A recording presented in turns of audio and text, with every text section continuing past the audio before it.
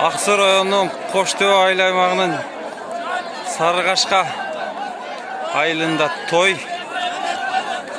тойдо күрөш.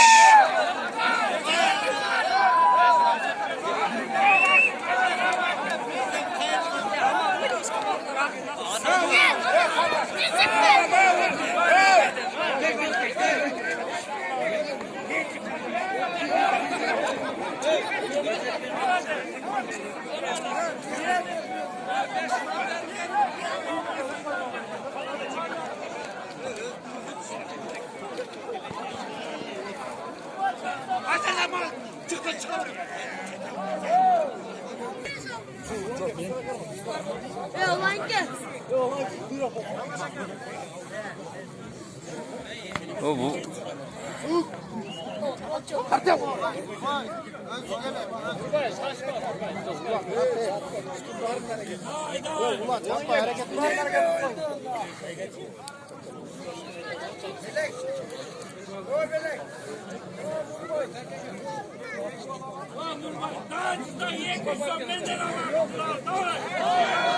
Ay vallahi cezası.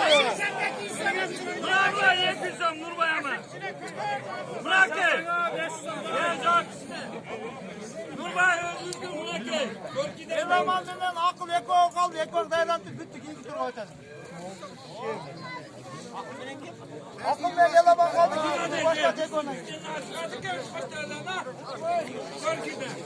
Sömür. Sömür.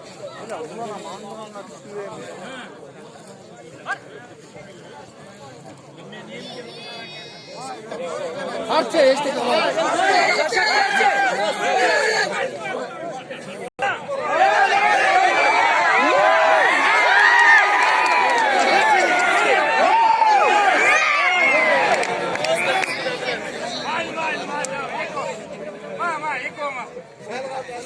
Gel.